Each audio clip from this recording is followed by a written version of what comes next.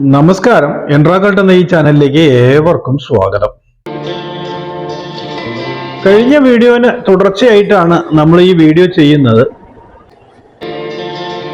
കുറച്ച് video ക്ലിപ്പുകൾ record ചെയ്തെങ്കിലും സ്റ്റോറേജിന്റെ പരിമിതി മൂലം അതൊന്നും റെക്കോർഡ് ചെയ്യപ്പെടാതെ പോയി. അപ്പോൾ എൻ്റെ പ്രിയപ്പെട്ട സബ്സ്ക്രൈബേഴ്സിനും വ്യൂവേഴ്സിനും വേണ്ടി വീണ്ടും നമ്മൾ അതേ പാതയിലൂടെ തന്നെ രണ്ടാമതും വീഡിയോ ഷൂട്ട് ചെയ്യുകയാണ്.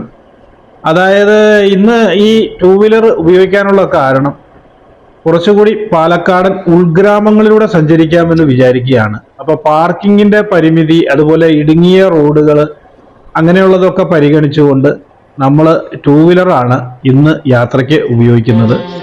ഒരുപാട് തറവാടുകളും അതോടൊപ്പം തന്നെ ഒരുപാട് സിനിമ ലൊക്കേഷനുമായിട്ടുള്ള തേങ്കുറിശ്ശിയിലൂടെയാണ് ഇന്നത്തെ യാത്ര. ഇവിടുത്തെ ഒരു പുരാതനമായ ഒരു തറവാടാണ് കണ്ടത്ത് തറവാട്.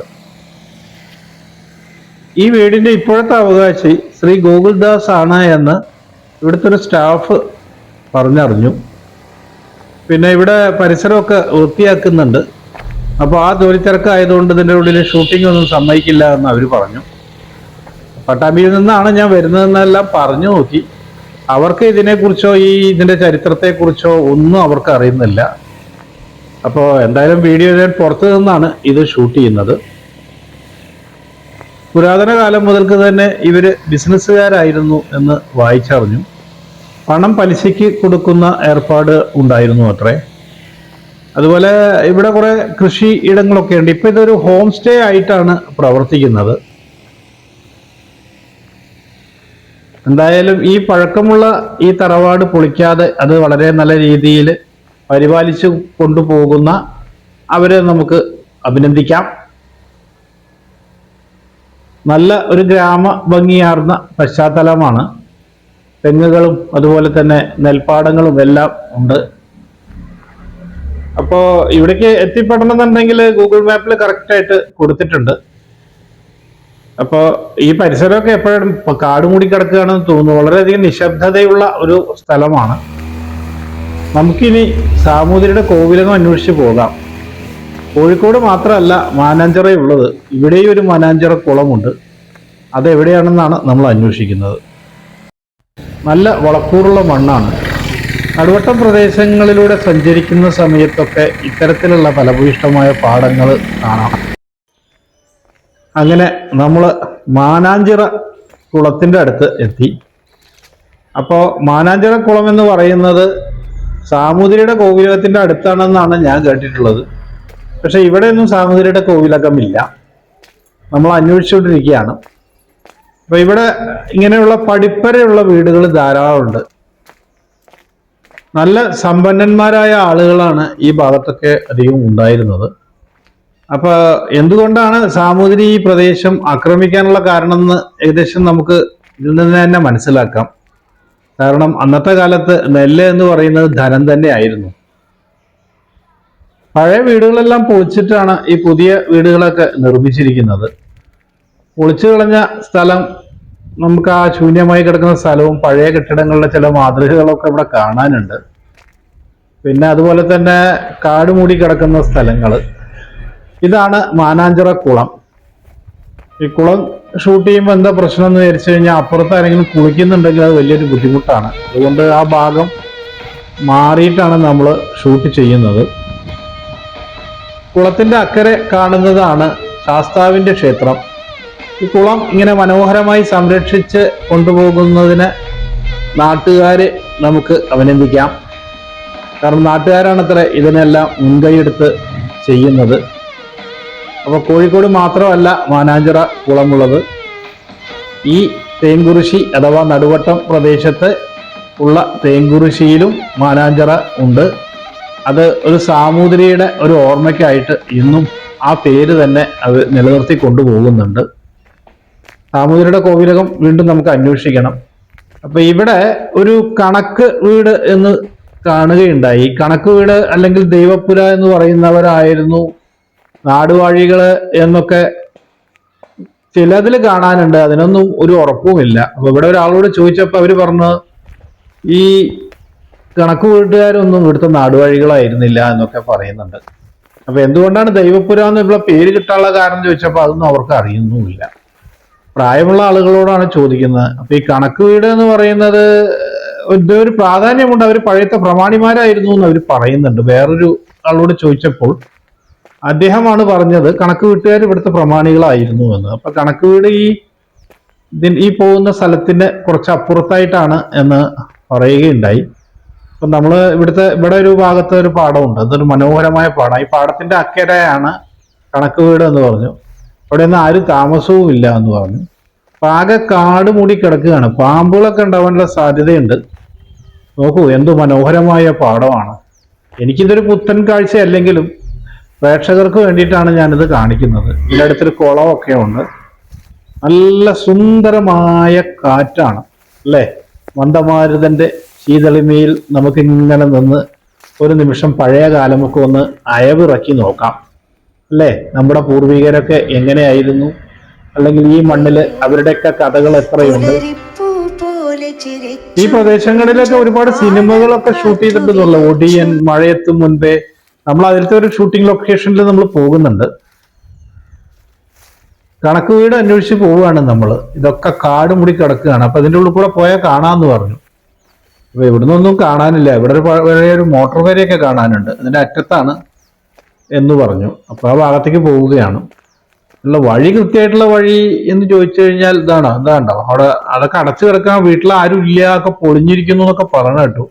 ഇതിന്റെ അറ്റത്ത് നോക്കിയാൽ മതി. അപ്പുറത്ത് കൂടെ വേറൊരു വഴി വരുന്നുണ്ട് തോന്നുന്നു. ഈ ഭാഗമൊക്കെ വികസനം ഉണ്ട്. ഞാൻ വന്ന വഴി വേറെയാണ്. ആ കാണുന്ന ഓഡിറ്റോറിയ ബിൽഡിങ്ങിന്റെ പുറകിലാണോ എന്നൊരു സംശയമുണ്ട്. അങ്ങോട്ട് പോകാൻ ഒരു മാർഗവുമില്ല. ഇതാണ് അവസ്ഥ. സാമൂതിരിയുടെ അഡ്വൈസറി കൗൺസിലിൽ ആരൊക്കെ ആയിരുന്നു അംഗങ്ങൾ എന്ന് ചോദിച്ചുള്ള ഒരു കമന്റ് കണ്ടിരുന്നു. കൃത്യമായ രേഖകളൊന്നുമില്ല ആരൊക്കെ ആയിരുന്നു അംഗങ്ങൾ എന്നുള്ളത്. പക്ഷെ വെങ്കനാട് നമ്പിടി അതില് അംഗമായിരുന്നു എന്ന് കെ വി കൃഷ്ണയ്യരുടെ പുസ്തകത്തിൽ കണ്ടു. മറ്റുള്ള അംഗങ്ങളെ കുറിച്ചൊന്നും വ്യക്തമായിട്ട് അറിവില്ല. അതുകൊണ്ടാണ് നമ്മൾ ബാക്കിയുള്ള ആളുകളുടെ പേര് പറയാത്തത്. പാലക്കാട്ടെ നായന്മാര് ആരാണ് എന്ന് ഒരു കമന്റ് കണ്ടു. പാലക്കാട്ടെ നായന്മാരെ കോഴിക്കോട്ട് നായന്മാര് പരാജയപ്പെടുത്തി എന്ന ഒരു പരാമർശം കഴിഞ്ഞ വീഡിയോയിൽ നൽകിയിരുന്നു. അതിനെ തുടർന്നായിരിക്കണം ഈ സംശയം വന്നത്. കേരളത്തിലെ ക്ഷത്രിയരെ കുറിച്ചിട്ടുള്ള ഒരു വീഡിയോ ഞാൻ ഇതിനു മുമ്പ് ചെയ്തിട്ടുണ്ട്. അപ്പൊ അത് കാണാത്തവരുണ്ടെങ്കിൽ അതൊന്ന് കാണുക. യഥാർത്ഥത്തിൽ കേരളത്തിലെ ക്ഷത്രിയർ എന്ന് പറയുന്നത് ഈ സാമന്ത ക്ഷത്രിയ എന്ന് പറയുന്നവരെ ക്ഷത്രിയരായിട്ട് യഥാർത്ഥത്തിൽ ഉപയോഗിക്കുന്നില്ല. ഡീഗ്രേഡഡ് വെർഷൻ എന്നാണ് ശങ്കുണ്ണി മേനോന്റെ പുസ്തകത്തിൽ പോലും പറഞ്ഞിട്ടുള്ളത്. അദ്ദേഹം ഒരു കൊട്ടാരം ചരിത്രകാരൻ കൂടിയാണ്. എന്നിട്ട് പോലെ അദ്ദേഹം അങ്ങനെ ഉപയോഗിച്ചിരിക്കുന്നത്. മലബാർ മാനുവലിൽ ആകെ പരപ്പനാട് രാജാവിനെയും അതുപോലെ വെട്ടത്ത് നാട് രാജാവിനെയും കോട്ടയം രാജാവിനെയും മാത്രമേ ഈ ക്ഷത്രിയരായിട്ട് ഉൾപ്പെടുത്തിയിരിക്കുന്നുള്ളൂ. അതിന് വേണ്ട തെളിവുകളൊന്നും അദ്ദേഹം നൽകിയിട്ടുമില്ല കാര്യമായിട്ട്. ഞാൻ പറഞ്ഞില്ലേ, ചില കുറുക്കുവഴിയിലൂടെ ക്ഷത്രിയരാകുന്ന ഹിരണ്യഗർഭം എന്ന് പറയുന്ന ചടങ്ങുകളൊക്കെ നടത്തി അങ്ങനെ വരുന്ന ആൾക്കാരായിരുന്നു ഇവിടുത്തെ ക്ഷത്രിയർ എന്ന രീതിയിൽ ഒരുപാട് ചരിത്രരേഖകളുണ്ട്. അതാണ് പറഞ്ഞിട്ടുള്ളത്. വിവാദങ്ങളിലേക്ക് പോകാൻ ഞാൻ ഉദ്ദേശിക്കുന്നില്ല. ക്ഷത്രിയരാണെന്ന് വിശ്വസിക്കുന്നവർ ക്ഷത്രിയരാണെന്ന് തന്നെ വിശ്വസിച്ചോളൂ. നായന്മാരാണെന്ന് വിശ്വസിക്കുന്നവർ നായന്മാർ തന്നെ ആണെന്ന് അവർക്ക് കരുതാം. പണ്ട് രാജാക്കന്മാർക്ക് ബ്രാഹ്മണരെ തരം താഴ്ത്താം, മേനോനെ പുലയനാക്കാം, പുലയനെ മേനോനാക്കാം, അങ്ങനെയൊക്കെ ഓരോ വാക്കാലുണ്ടാക്കിയ കുറെ ജാതികളുണ്ട്. അലഞ്ഞു തിരിഞ്ഞു നടക്കുന്ന ശുനകന്മാരാണ്, ആക്രമണകാരികളല്ല. നേരത്തെ കണ്ട ആ കുളത്തിന്റെ ഇക്കരെയുള്ള ക്ഷേത്രമാണിത്. ഇതാണ് ശാസ്താവിന്റെ ക്ഷേത്രം, അയ്യപ്പ ക്ഷേത്രമാണ്. ഇവിടെ ധാരാളം അയ്യപ്പ ഭക്തന്മാരുണ്ട്. ഇതൊരു പഴയ ക്ഷേത്രമൊന്നും അല്ല കണ്ട, ഇതൊരു ഈ അടുത്ത കാലത്ത് നിർമ്മിച്ചതാണെന്ന് തോന്നുന്നു. ശാസ്താവിനോട് ബന്ധപ്പെട്ടിട്ടുള്ള പേരുകളാണ് പല വീടുകൾക്കും. മനോഹരമായി പരിപാലിച്ച് പോരുന്നുണ്ട്. കുളത്തിലേക്കുള്ള ആ പടികളും ഒക്കെ നമ്മൾ അവിടുന്ന് കാണിച്ചിരുന്നത്. ഈ വീടിന്റെ പേര് ശാസ്താ നിവാസ് എന്നാണ്. ഇവര് സാമൂതിരിയുടെ സ്ഥലങ്ങളൊക്കെ കൈകാര്യം ചെയ്തിരുന്ന അവരായിരുന്നു എന്ന് ഇവിടെയുള്ള ചില ആളുകൾ പറയുന്നുണ്ട്. അപ്പൊ അദ്ദേഹത്തിനോട് ചോദിക്കണം എന്നുണ്ടെങ്കിൽ ഇപ്പൊ ഉച്ച 2 മണിക്കാണ്. അപ്പോ ഈ സമയത്ത് നമ്മൾ അവരെ ഉപദ്രവിക്കുന്നത് ശരിയല്ലല്ലോ. അപ്പൊ അതുകൊണ്ട് നമ്മൾ അങ്ങോട്ട് പോകുന്നില്ല. ഇവിടെ ഈ പ്രായമുള്ള ആളുകളെക്കാളും കൂടുതൽ ചെറുപ്പക്കാർക്കാണ് കൂടുതലായിട്ട് ഇതിനെക്കുറിച്ചൊക്കെ അറിയുന്നത്. അപ്പോ ഈ പ്രദേശമൊക്കെ ഇതെല്ലാം സാമൂതിരിയുടെ സ്ഥലങ്ങളായിരുന്നു. ഇതില് കോവിലകം നിന്നിരുന്നത് ഈ ഭാഗത്താണെന്ന് തോന്നുന്നു. ഞാൻ കുറെ അന്വേഷിച്ചു, പലരോടും ചോദിച്ചു, അവസാനമാണ് ഞാൻ ഇവിടെ എത്തിയത്. ഇത് കണ്ടോ, ഈ പടികൾ കണ്ടോ, ഇതാണ് കോവിലകത്തിന്റെ അകത്തേക്ക് പോകുന്നത്. ഇതിന്റെ ഈ സൈഡിൽ കാണുന്നത് ഒരു കുളമാണ്. ഈ കുളത്തിന്റെ സ്ഥലം ഇത് മുഴുവനും, ഈ ഭാഗം മുഴുവനും കോവിലകമൊക്കെ ഉണ്ടായിരുന്ന ഭാഗമാണ്. കുളം കോവിലകത്തിനോട് ചേർന്ന ആ സ്ഥലത്തുണ്ടായിരുന്നതാണ്. പിന്നെ കുറെ സ്ഥലം കയ്യേറി പോയിട്ടുണ്ട്, കുറെ കുടികിടപ്പ് ഇതിൽ പോയിട്ടുണ്ട്, കുറെ വിറ്റ് പോയിട്ടുണ്ട്, അങ്ങനെയൊക്കെ പറഞ്ഞു. പിന്നെ എന്താണെന്ന് വെച്ച് കഴിഞ്ഞിട്ടുണ്ടെങ്കിൽ പലർക്കും ഇതിനെക്കുറിച്ച് കൂടുതലൊന്നും അറിയുന്നില്ല. ചിലവർ ഞാൻ ലാൻഡ് ട്രൈബ്യൂണലിൽ നിന്ന് വന്നതാണോ എന്ന് വിചാരിച്ചിട്ട് ചില ആളുകൾ തെറ്റിദ്ധരിക്കുകയൊക്കെ ചെയ്തിട്ടുണ്ട്. കണ്ടോ, ഈ പ്രദേശങ്ങളൊക്കെ ഇതിന് പല ഭാഗങ്ങളായിട്ട് പിന്നീട് തിരിച്ച് അത് കോളനിയൊക്കെ ആയിട്ട് മാറിയതാണ്. ശബരിമലയിലേക്ക് പോകാൻ മാലയിട്ടുള്ള ഒരു ചെറുപ്പക്കാരനെ കണ്ടു. അദ്ദേഹമാണ് കുറച്ച് കാര്യങ്ങളൊക്കെ പറഞ്ഞത്, ഈ വഴിയൊക്കെ പറഞ്ഞത്. നിങ്ങളുടെ വേറൊരു വഴി കൂടെ ഞാൻ വന്നത്. അപ്പോ ഇവിടുന്ന് ഇങ്ങനെ തിരിഞ്ഞിട്ട് ഞാനിപ്പോ ഇവിടുന്ന് കുറെ ആൾക്കാരോട് ചോദിച്ചു കേട്ടോ. പക്ഷെ എല്ലാ ആളുകൾക്കൊന്നും, അല്ലെങ്കിൽ ചോദിച്ചതിൽ പ്രായമുള്ള ആളുകൾക്കൊന്നും കാര്യമായിട്ട് അറിയുന്നില്ല. ഒന്ന് രണ്ട് ചെറുപ്പക്കാരാണ് ഇത് പറഞ്ഞു തന്നത്. ഇപ്പൊ ഈ സൈഡിലുള്ള ഈ കുളമൊക്കെ നമുക്ക് അങ്ങോട്ട് കടക്കാനുള്ള ഒരു മാർഗമൊന്നുമില്ല, അതിന്റെ പുറകിലാണ്. മറ്റേ വീട്ടില് നമ്മൾ ശാസ്ത്ര വീട്ടിൽ അവരുടെ വീട്ടിൽ പോയിട്ട് അവരെ ഉപദ്രവിക്കേണ്ട, അല്ലെങ്കിൽ ഇതൊരു അൺടൈമാണ്. ഒരു 2-2.5 മണിക്കൊക്കെ ചിലപ്പോ വല്ലതും മയങ്ങുന്ന സമയത്തൊക്കെ നമ്മൾ പോയിട്ട് ചോദിക്കുന്നത് ശരിയല്ലല്ലോ. അതുകൊണ്ടാണ് ഞാൻ അങ്ങോട്ട് കയറാത്തത്. കാരണം ഇപ്പോഴുള്ള ഈ പഴയ ആൾക്കാരോടൊക്കെ ചോദിച്ചപ്പോൾ കിട്ടിയ അറിവ് അങ്ങനെയാണ്. ഈ പടികൾ കണ്ട്, ഈ കല്ലുകൾക്കൊക്കെ നല്ല പഴക്കമുള്ളത് പോലെ തോന്നി എനിക്ക്.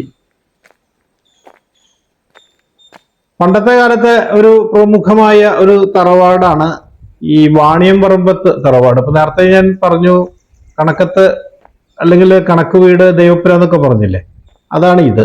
വാണിയംപറമ്പത്ത് പറമ്പിലത്ത് വീട് എന്നൊക്കെ പറയുന്നത് കേട്ടു. ഇത് എന്റെ പ്രത്യേകത എന്താ വെച്ചാൽ വീടൊക്കെ പൊളിച്ചു ഒക്കെ പോയിക്കുന്നു. അതിൻ്റെ ഉള്ളിൽ ഈ പടിപ്പുര അവിടെ നിർത്തിയിട്ടുണ്ട്. ഇത് ഷൂട്ടിങ്ങിന് കൊടുക്കുന്നുണ്ട്. അപ്പൊ ഈ ഷൂട്ടിംഗ് എന്ന് പറയുന്നതിൻ്റെ ഉള്ളിൽ ഒരു ക്ഷേത്രം നിർമ്മിച്ചിട്ടുണ്ട്. മഴയെത്തും മുൻപേ എന്നുള്ള സിനിമയുടെ ഷൂട്ടിംഗ് ഒക്കെ ഈ ഭാഗത്ത് വെച്ചിട്ടാണ് അത്രേ. പിന്നെ തേങ്കുറിശി ഭാഗത്തായിരുന്നു ഒടിയന്റെ ലൊക്കേഷൻ. അപ്പൊ ഈ കെട്ടിടം അല്ലെങ്കിൽ ഈ തറവാടിന്റെ മറ്റൊരു ഭാഗത്ത് കൂടെ വന്നു കഴിഞ്ഞാൽ നമുക്കിത് കാണാം. ഈ ക്ഷേത്രം നിർമ്മിച്ചത് ഇത് ഷൂട്ടിങ്ങിന് മാത്രമായിട്ട് നിർമ്മിച്ചതാണോ, ഇതിൽ ആരാധനയൊന്നും ഇല്ല തോന്നുന്നു. ഈ ഷൂട്ടിങ്ങിന്റെ പർപ്പസിന് വേണ്ടിയിട്ട് ഉണ്ടാക്കിയതാണെന്ന് തോന്നുന്നു. KP പത്മനാഭമേനോൻ ഒരു പ്രമുഖനായ ഒരു വ്യക്തിയായിരുന്നു അത്ര ഇവിടെ, ഈ വാണിയംപറമ്പത്ത് കാരണവരായിരുന്നു. അദ്ദേഹത്തിന്റെ മകൻ രഘുനാഥൻ മേനോൻ, അദ്ദേഹത്തിനെ കണ്ട കുറച്ച് കാര്യങ്ങളൊക്കെ അറിയാമെന്ന് പറഞ്ഞു. അത് വേറൊരു ദിവസം നമുക്ക് വരാം. ഈ സ്ഥലത്തിന്റെ പേര് പറയാൻ ഞാൻ മറന്നുപോയി. ഇത് മഞ്ഞള്ളൂരാണ്. മഞ്ഞള്ളൂര് അല്ലെങ്കിൽ മണല്ലൂർ എന്നും ഈ ഗ്രാമം അറിയപ്പെടുന്നുണ്ട്. സാമൂതിരി എന്തുകൊണ്ടാണ് ഇവിടെ കോവിലകം നിർമ്മിച്ചതെന്ന് ഏകദേശം മനസ്സിലായിട്ടുണ്ടാവുമല്ലോ. ഈ ക്ഷേത്രത്തിന്റെ പേര് കണ്ടപ്പോ ഒന്ന് നിർത്തിപ്പോയതാണ്. പോത്തുവീരൻ ക്ഷേത്രം എന്നാണ്. ഈ റോഡിന്റെ അപ്പുറത്ത് മാരിയമ്മൻ ക്ഷേത്രം എന്ന് പറഞ്ഞ വേറെ മറ്റൊരു ക്ഷേത്രമുണ്ട്. ഒരു കൗതുകം കൊണ്ട് നിർത്തിയതാണ്. ഇനി നമ്മൾ പോകുന്നത് കുതിരവട്ടം നായരുടെ മാളിക ഉണ്ടായിരുന്ന സ്ഥലം. യാത്ര തുടരുന്നു. വീഡിയോ ഇഷ്ടമായാൽ ലൈക്ക് ചെയ്യാനും ഷെയർ ചെയ്യാനും സബ്സ്ക്രൈബ് ചെയ്യാനും കമന്റ് ചെയ്യാനൊന്നും മറക്കരുത്. അപ്പൊ എല്ലാവർക്കും നന്ദി.